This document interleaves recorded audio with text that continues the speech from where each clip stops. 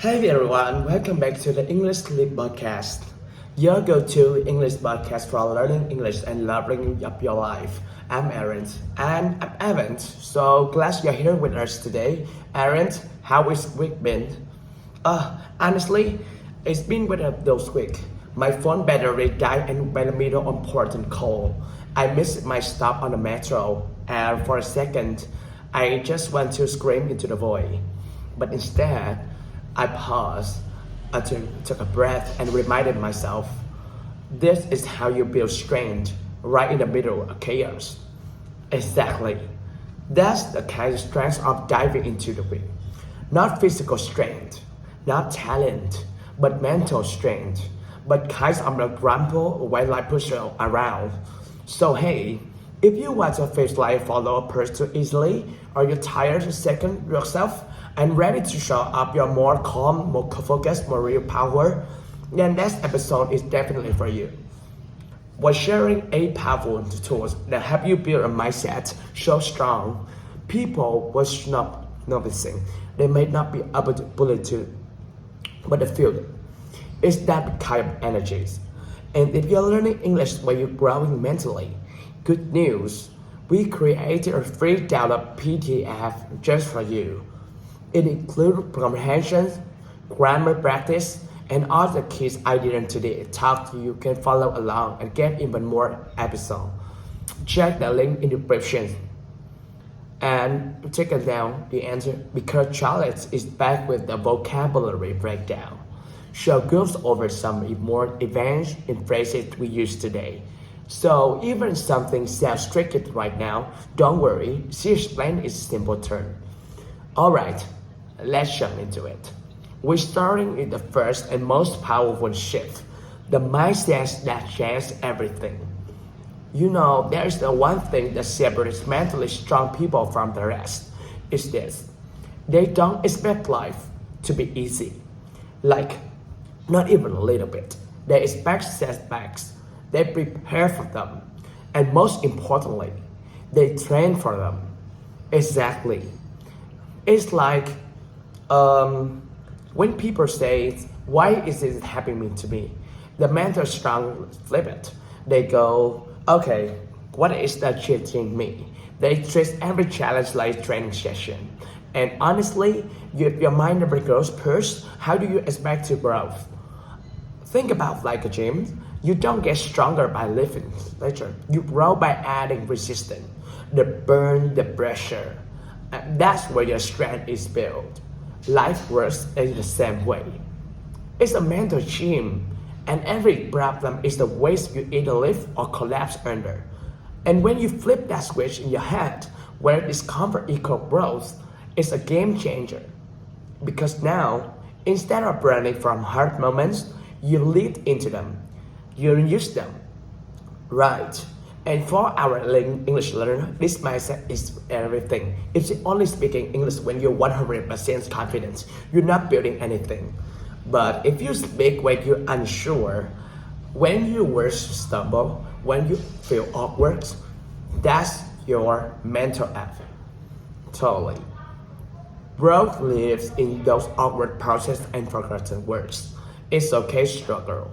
In fact, struggling is proof that you're doing the work. So don't avoid discomfort. Walk right into it. Alright, so now your mindset is in the right place. Let's talk about the next piece, struggles. And listen, struggles are unavoidable. But the real question is, what do you do with them? Oof, is part so real? Because struggles in either burn you or force you. It depends on how you respond. I also think of fire. It can destroy or it can create something stronger. That's what struggle is. It's fire. And you either run from it or you work through it and come out of struggle. Let's take David Goggins as an example. This guy's overweight, depressed, working and getting a job. One day, he watching a Navy SEAL documentary and something it just clicked. Even decided to run the life route. But here's the trick. He has to lose 100 pounds in 3 months. It just qualified for training. 3 months? That's unreal. And instead of saying, this is impossible, he just went for it. Woke up at 4 a.m., ran miles, drank my machine when it's painful. Heck yes. Did he want to quit every single day? But he didn't. Because he knew struggle builds strength. And now he was of the toughest in the world. His story is proof that your limits, your real limits, almost in your head. For English learners, this applies directly. Every time you phrase a sentence, every time you misunderstood or you mispronounce something, don't take that as back off. Take it a breath. You're living through the struggle and it is building you. Fail forward. That's the key. Your mistake are proof that you're in area, not watching from a sideline. Keep going. Speak through the discomfort. Okay, now let's flip the lens. We talk about what to build. Now let's talk about what to cut out. Because real strength, it's not about change what you do. It's also what you stop doing. And there are 3 big habits which quietly eats away at your mental power. Complaining, changing comfort, and making excuses. Those are dangerous. And they feel harmless at first, right? And complainingly, it feels like good at the moment. It's a release. But there's nothing move forward. It's keep you focused on the problem, not the solution. And honestly, it's a habit that silently steals your energies, right? And comfort's another one. It's addictive. We choose easier path, shorter route, the one that demands less from us. But growth is allergic to comfort. I mean, you don't build a strong body like on the couch. Same with your mind. Strength like it went outside the comfort zone. And excuses. That a sharp that below of all. I don't have time. I'm not good at this. I'll start tomorrow. These are the phrases that keep you stuck.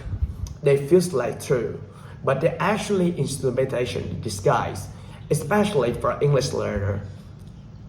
Don't say, I'm bad in English. Say, I'm still learning. That one word, still, is a small shift, but it's open big door. Yes, change your language and you change your path. Speak from where you're going, not where you're stuck. Mentor strong people don't wait perfect conditions. They create their own momentum. So if you catch yourself complaining or choosing the easy way out or stacking up excuses, pause. Replace the patterns. Choose actions. Choose strength. Yes. And that's brings us to my favorite path, daily habit. Because mental strength is not built in a single break moment. It's built through small, boring, comfortable things you do every single day. Exactly. Mental toughness is not switch, it's a system. It's showing up when you don't feel like it. Doing things that push you. Things that test consistency. And yeah, it's comfortable. It's supposed to be. Let's throw a few examples out there. Cold shower. Oh man, they are not fun. The bad moment when your water hits and your brain screams, get out. And you say, that's discipline, that's control. Totally. And it's not just about the shower. It's about training you to lean discomfort. Exercise is another one. If your body weak, your mind tends to follow. But when you move, when you push your physical resistance, you're telling your brain, I can handle challenge. And let's not meditation. Look, I used to think meditation was just for super calm Zen people, but actually it's the mental boot camp. You're training focus. You're teaching your brain to breathe instead of react. Love that. And here's the micro tip, English learners. Try this. Record a short voice memo in English every day. It can be messy. You can talk about your day, your thoughts, anything. But that tiny habit, confidence, and fluency in ways textbook can't. Yes, That's what I mean. I say discipline your mental armor. People make us see the outside, but it's there. When it's life very out at you, that armor protect you. Oof. Now this one is hard because let's be real, we all lost it. That moment when it comes says the wrong thing, or your plans all apart, and boom, your emotional take over. Oh yes, been there. But here's the thing, strong minds don't let an emotional dry car. They pause, they breathe, then respond. That pause, that's the magic. In a tiny space between stimuli and response, someone insults you, life surprises you. They feel refreshed, anger, fear, stress, and instead of reacting impulsively, you breathe, you testify, you regain control. Because emotions are like a waves. They rise, they crash, but they also pass. If you surf them lightly, you get right down. But if you learn to swim through them, that's power. Beautiful metaphor. For our English learner, next time you feel nervous while speaking, pause, don't rush. Take a deep breath, slow down your pace. It makes a huge difference. Prove your branch or your pronunciation. Yes, speaking slowly and intentionally under pressure. That's a skill. It's emotional control, language control, roll into one. Alright, time to talk about everyone's least favorite word, failures. But here's that most people don't realize. Failures isn't enemy. It's the teacher. And it shows up because it wants to grow you. Yes, and yes, so many people run from it. They hide after the failure or worse. They let it define them. But in stronger people, they treat failures like feedback. It's basically bro wearing exactly ripped outfit. I love that. Failure and feedback distress disappointment. It doesn't feel good in the moment, but it's so necessary. Every successful person admire, they first more than people haven't tried.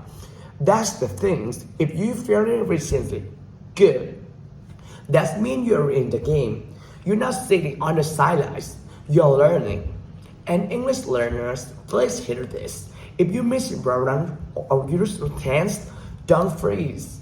Don't apologize. Smile, correct yourself, and keep going. All the moment. That's confidence. That's growth. Yes, reframes every slip up or lessons. When you do that, failure stops being scary. It becomes something you use to level up. And that leads us right into the next piece, attitudes. Because mental strength isn't just about how you train your mind. It's also about how you show up when you fly curveball. And trust me, it will throw curveball. Every time. Mental strong people, you don't fall apart, pop gets messy. They don't panic. They don't play the victim. They pause, assess, and respond. It's calm and chaos. It's like baby calm ground, even ground that's shaking. I love that. It's about being a mountain next to a leaf. A winner like crazy. Stuff might hit you out of nowhere, but you don't get swept away. You stay rooted, still, unshakable. And it's not about pretending everything fine. It's about nothing let emotions, circumstances control your mindset. You choose your response. That's the real strength.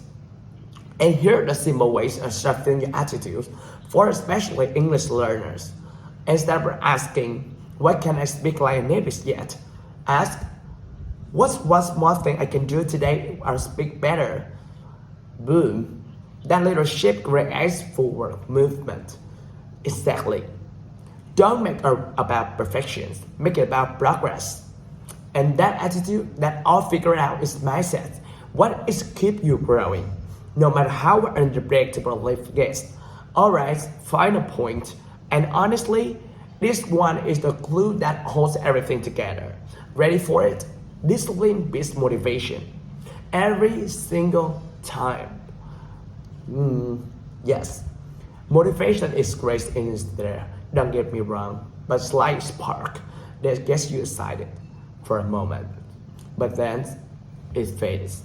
Discipline, That's your firework. That's what keeps your flame alive even when you're tired, grumpy, uninspired. Totally.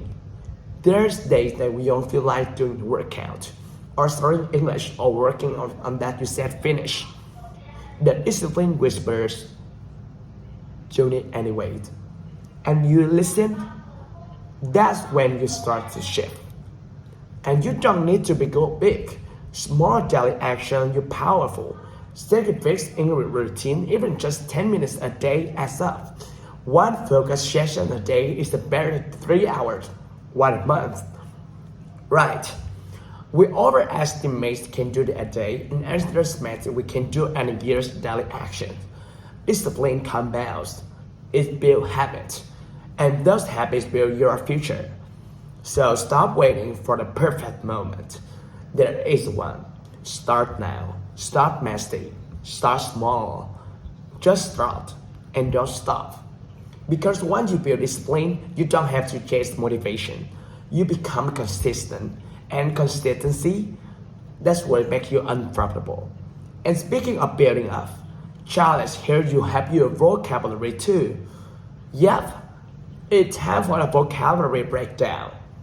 Charles is going to explain a few key words and phrases to today's talk. Simple, quick, and super useful. Alright, Charlotte, take it away. Hey everyone, it's Charlotte. Let's quickly go over some powerful words in today's episode. This is great for both your English and your mindset. Ready? Let's jump in. Chaos, meaning completely confusion or disorders. Example, the class turned into chaos when the teacher stepped down. Crumble, meaning to fall apart physically or emotionally. Example, she tried to stay strong but trembled under pressure. Void, meaning an empty space or feeling that emptiness. Example, after he moved away, she had a voice in her daily life. Resistant, meaning opposition or pushback. Example, there was strong resistance to the new policy. Collapse, meaning to fall down or break apart suddenly. Example, the building collapsed after earthquake. Forge, meaning to create or shape something through effort or struggle. Example, they forged a strong friendship over years of teamwork.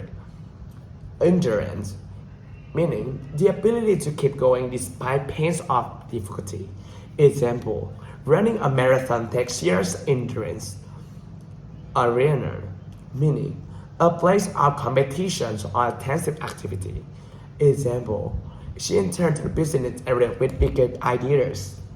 Stylized, meaning the age of activities for the observers.